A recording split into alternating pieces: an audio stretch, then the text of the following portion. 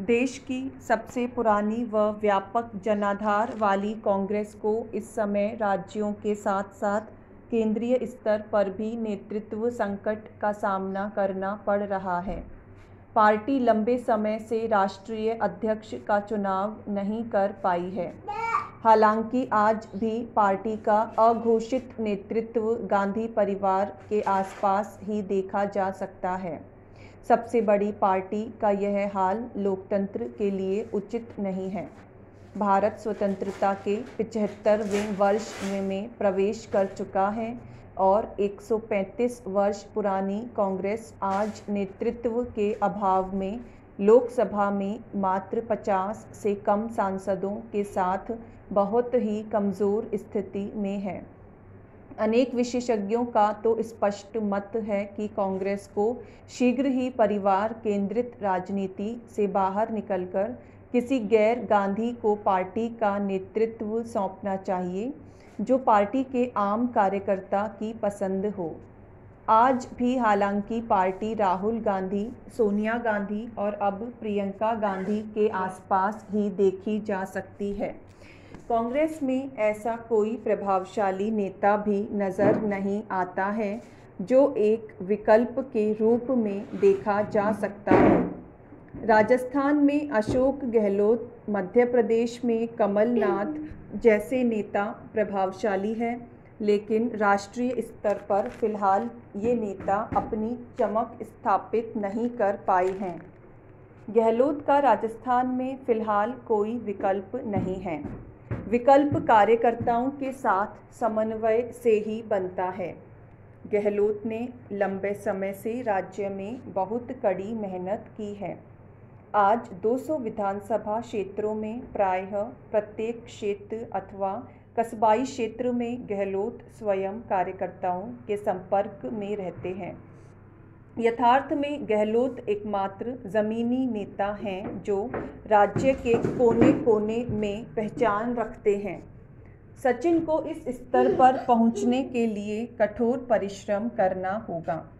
यही स्थिति पंजाब में अमरिंदर सिंह की है, जो कांग्रेस में सर्वाधिक लोकप्रिय है। लेकिन सिद्धू युवा हैं, मगर उनकी लोकप्रियता अमरिंदर के मुकाबले आज भी कम है।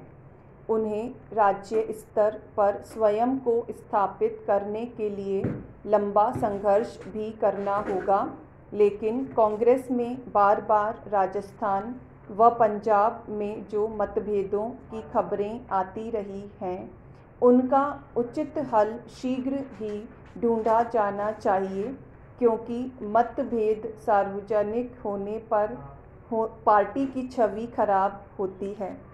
पंजाब की लड़ाई तो बार बार उभर कर सामने आती है। हालांकि सचिन शालीनता के साथ व्यवहार करते हुए कांग्रेस की लोकप्रियता को बनाए रखने का हर संभव प्रयास करते रहे हैं। हरियाणा में भी कांग्रेस आंतरिक कलह से मुक्त नहीं है।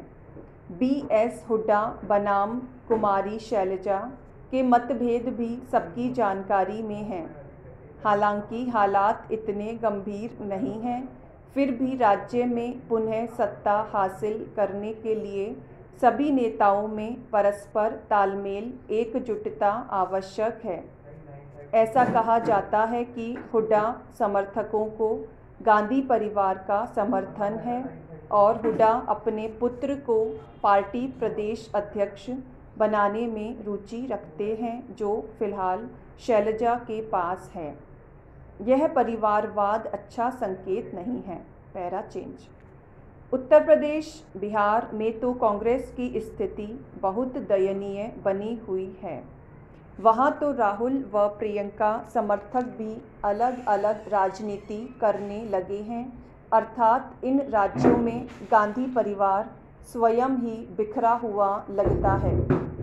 प्रशांत किशोर व संदीप सिंह की उपस्थिति के बावजूद गत लोकसभा चुनावों में कांग्रेस कुछ विशेष नहीं कर पाई और अब तो कांग्रेस इन राज्यों में तीसरे चौथे स्थान के लिए संघर्ष कर रही है।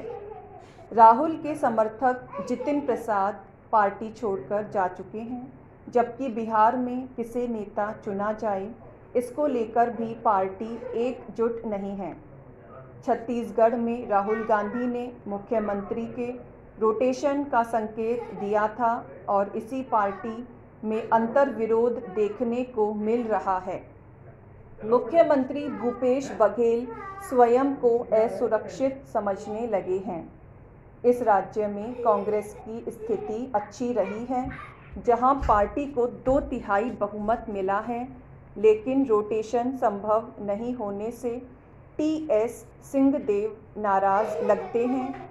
उनके समर्थकों में भी बेचैनी है। झारखंड में भी कांग्रेस की स्थिति अंतर्कलह जैसी है।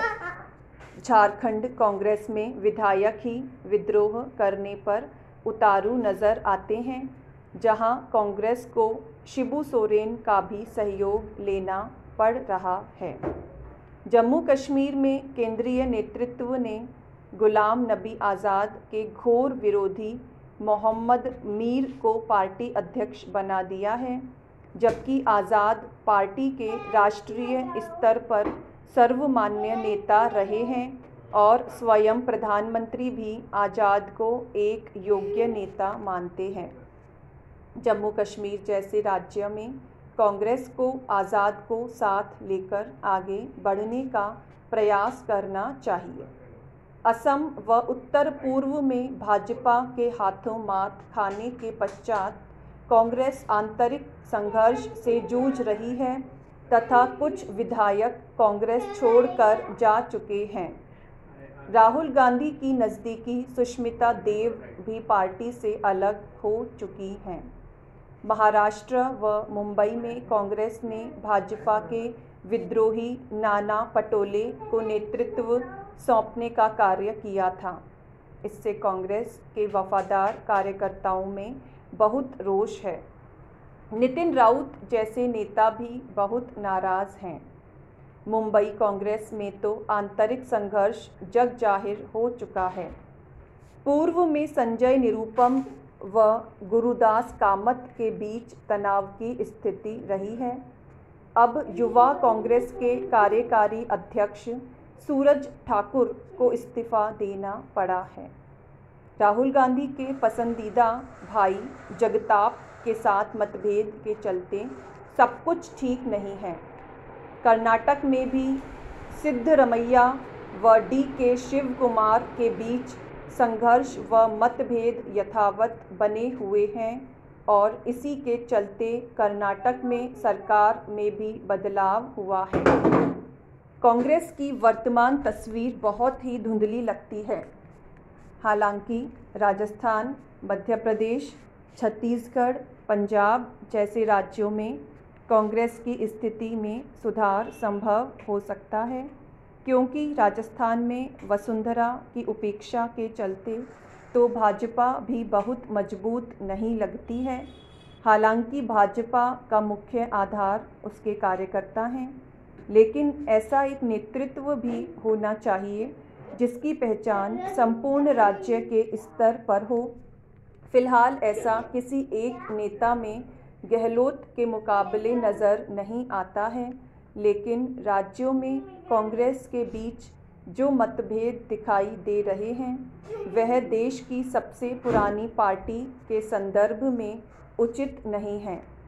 कांग्रेस की मजबूती से देश के लोकतंत्र को एक नई दिशा मिल सकती है, लेकिन संपूर्ण कार्यकर्ता व नेताओं पर ही कांग्रेस की एकजुटता निर्भर करती है।